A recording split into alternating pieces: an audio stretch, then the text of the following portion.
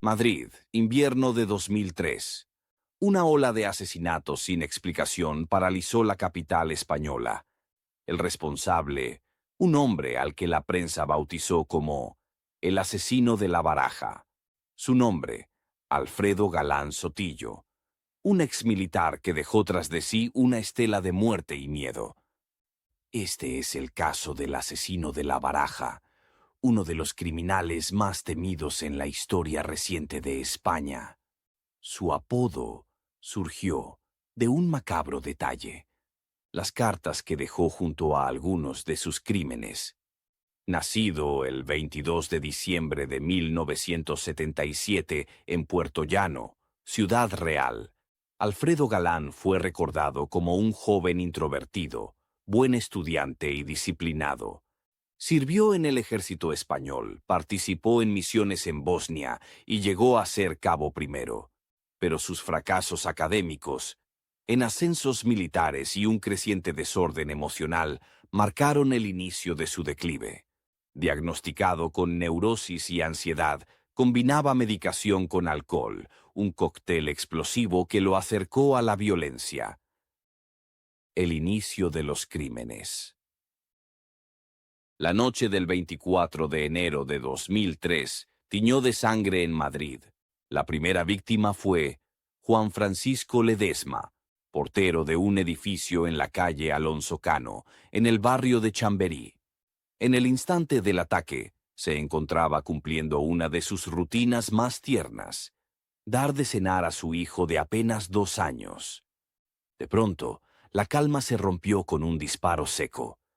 La bala impactó en la parte trasera de su cabeza y atravesó el cráneo hasta salir por el ojo derecho. La muerte fue instantánea, brutal, sin posibilidad de reacción. Los investigadores descubrieron un detalle inquietante. El disparo había sido efectuado en línea recta. Una muesca en el zócalo de la habitación reveló la escena oculta. Juan Francisco estaba de rodillas cuando recibió el tiro. Una ejecución fría y calculada. Sonia Ledesma, hija de la primera víctima, Juan Francisco Ledesma. Aún 20 años después, sigue en duelo y en tratamiento psiquiátrico. Cada 24 de enero revive el momento en que recibió la llamada de su madre. Siente que todavía quedan cabos sueltos en la investigación y no cree que Galán actuara solo. Refiere incongruencias en la versión oficial del asesinato de su padre. Detalles como la ropa que llevaba y unas gafas encontradas en la escena que Galán no mencionó. También fue hallada una colilla sin vínculos con Galán. Lo que parecía un asesinato aislado pronto se convirtió en una serie de ataques. Nuevas víctimas, distintos escenarios.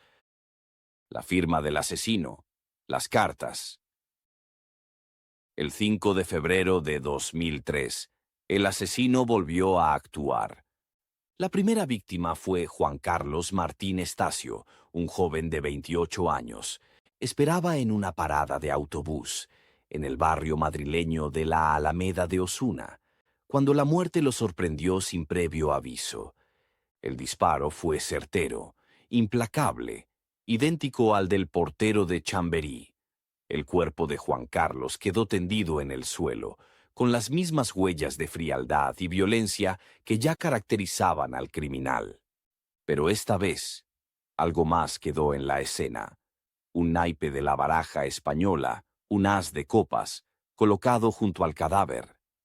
Los investigadores quedaron desconcertados y los medios de comunicación no tardaron en especular con significados ocultos, con mensajes en clave que solo el asesino conocía. Así nació el apodo que lo marcaría para siempre: el asesino de la baraja. Ese nombre, lejos de incomodar, lo sedujo, lo convirtió en parte de su identidad y lo impulsó a dejar su macabra firma en más crímenes. Horas más tarde irrumpió en donde mató a Teresa Sánchez, madre de Miquel Jiménez. Regentaba un pequeño bar, el Bar Rojas, en Alcalá de Henares. Aquella noche de enero de 2003, Nada parecía fuera de lo normal, hasta que un hombre irrumpió en el local y disparó sin piedad. Ella recibió 3 impactos de bala, pero sobrevivió. Pero su hijo, Miquel Jiménez Sánchez, de 18 años, y a Juana Dolores Uclés, de 57, murieron en el acto. En este ataque no dejó cartas, pues aún no había escuchado el apodo que lo inmortalizaría. Desde entonces, la vida de esta madre nunca volvió a ser la misma. Cada día convive con recuerdos dolorosos, con el trauma de haber visto caer a su propio hijo delante de sus ojos. Ha tenido que acudir a terapia, tomar medicación y, aún así, la herida sigue abierta. Ella lo resume en una frase que desgarra el alma. Teresa S., propietaria del bar Rojas, Alcalá de Henares, sobreviviente del ataque donde perdió a su hijo. Recibió 3 disparos y sufre trastorno por estrés postraumático agudo. Ha tenido que someterse a psicoterapia continua, tomar medicación, y vive con una ansiedad constante, hipervigilancia y recuerdos traumáticos recurrentes. Ya no recuerdo a mi hijo como era en vida. Solo lo veo como lo vi en ese momento, cuando lo mataron. Visita su tumba casi todos los días. Nunca ha dejado de hablarle. La prensa lo bautizó rápidamente, el asesino de la baraja, y con ese nombre el miedo se instaló en cada rincón de Madrid. Los ciudadanos empezaron a vivir con paranoia. Cualquiera podía ser la próxima víctima, porque el asesino mataba sin un patrón claro. Eduardo S., el superviviente que lo reconoció en segundos. Eduardo era un joven ecuatoriano de 27 años que vivía en Tres Cantos. La noche del 7 de marzo, caminaba tranquilo cuando un desconocido le disparó sin decir palabra. El proyectil le entró por la mejilla derecha y salió por la parte posterior del cuello. Acto seguido, Galán se acercó a la acompañante del joven, Anahid, para efectuar otro disparo. La mujer se arrodilló y se protegió la cabeza con los brazos, pero el arma se encasquilló y ella pudo ponerse a salvo. El asesino abandonó el lugar tras arrojar un naipe, un 2 de copas, junto al cuerpo de Santiago, quien, a pesar de la gravedad de las heridas, sobrevivió al ataque de milagro. Junto a él, Galán dejó un 2 de copas, con una marca azul en el reverso, un detalle que más tarde sería clave en su confesión. En el juicio le bastaron apenas 2 segundos para señalarlo. Es él. Lo reconocí por la forma de andar, por su pelo, por su nariz. Nunca olvidaré esa mirada. He vivido una gravísima situación que ha marcado mi vida. Ahora lo que quiero es que este proceso termine cuanto antes para regresar a mi país, dijo Eduardo tras identificar a Galán como su agresor. Aunque sigue adelante, lo que vivió lo marcó para siempre. Reconocerlo no fue solo un acto judicial, fue un enfrentarse de nuevo al hombre que casi le quita la vida. Anaíd Castillo, la joven que eligió perdonar. Estaba con un amigo cuando fue atacada. Él resultó herido de gravedad. Ella escapó gracias a que el arma se encasquilló. Sufre de estrés postraumático crónico, con insomnio e hiperactividad. Durante el juicio sufrió una arritmia e ingreso hospitalario en plena declaración. Anaíd también fue víctima de Galán. Resultó herida, pero antes de morir años después, a causa de otras complicaciones, confesó algo sorprendente a su madre. Quería perdonar al asesino. Su madre viajó desde Ecuador hasta España para cumplir su deseo. Quiso mirar a Galán a los ojos y decirle que lo perdonaba en nombre de su hija. Pero Galán se negó a recibirla. Rechazó el encuentro, impidiendo que esa última voluntad se cumpliera. Ese gesto dejó aún más dolor en una familia que, pese a todo, había decidido elegir la paz frente al odio.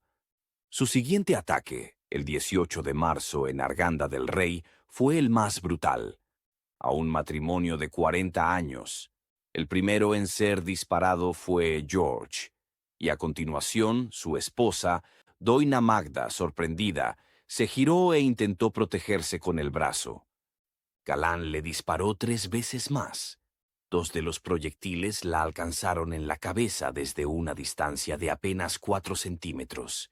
Ella murió tras 2 días de agonía. Junto al escenario apareció de nuevo un naipe marcado. Volvió a afirmar la escena del crimen. La investigación. La policía estaba contra las cuerdas. Las cartas encontradas en cada crimen parecían un mensaje, un código imposible.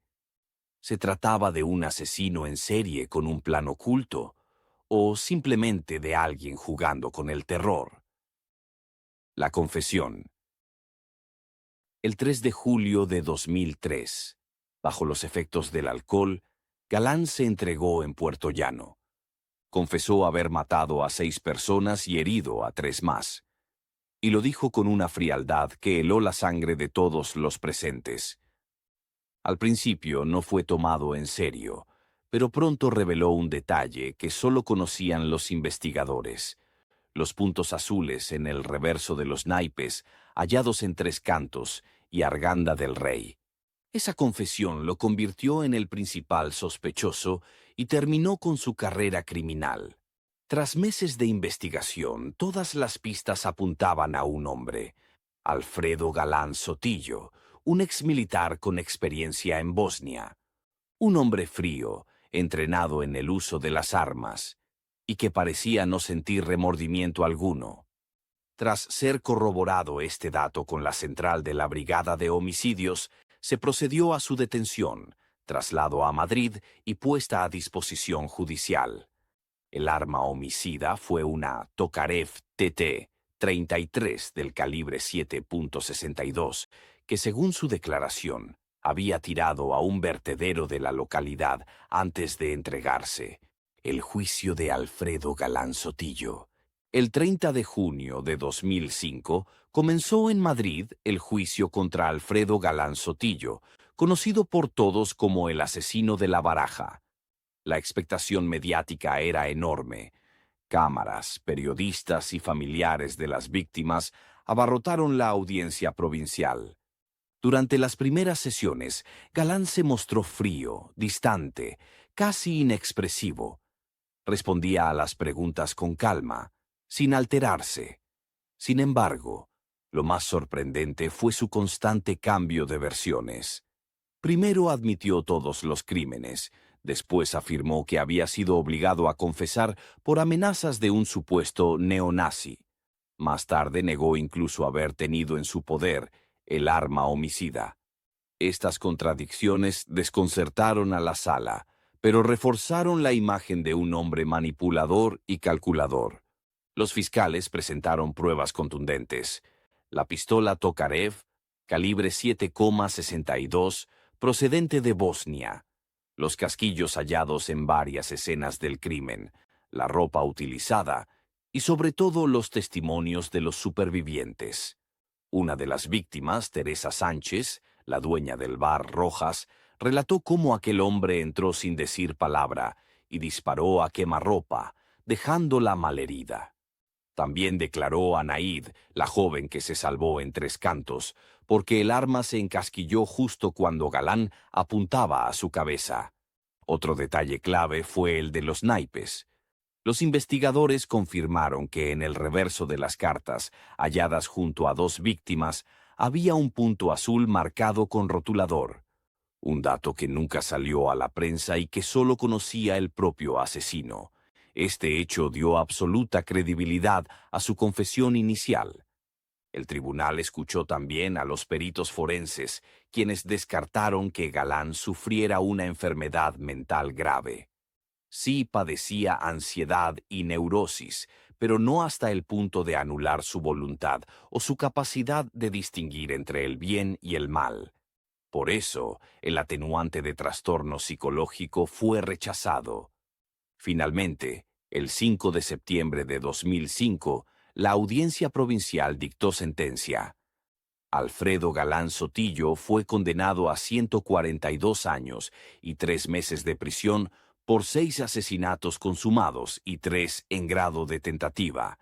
Además, debía indemnizar a los familiares de las víctimas y a los supervivientes con más de 600.000 euros. El tribunal señaló como agravantes el desprecio absoluto por la vida humana y la enorme alarma social causada. En cuanto a la pena efectiva, la ley española establece un máximo de 25 años de cumplimiento real en prisión. Al leer la sentencia, Galán permaneció imperturbable, con el mismo semblante frío que había mostrado durante todo el proceso. Su nombre quedó sellado en la historia criminal de España como uno de los asesinos en serie más notorios del país. El legado del miedo. El caso del asesino de La Baraja marcó un antes y un después en la historia criminal de España. No solo mató, jugó con el miedo de todo un país. Su firma, una simple carta, se convirtió en un símbolo del terror. La voz de los que ya no están. Más allá de los nombres, cada víctima tenía sueños, familia, proyectos truncados. Algunos eran niños, otros trabajadores que volvían a casa, otros jóvenes con ganas de empezar una vida nueva.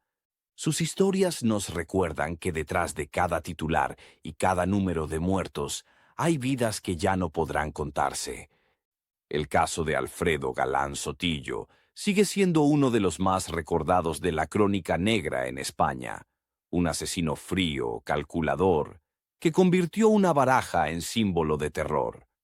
El asesino de la baraja nos recuerda que, a veces, el crimen no busca dinero, ni venganza, solo dejar huella, y en este caso, fue una huella marcada con cartas y sangre.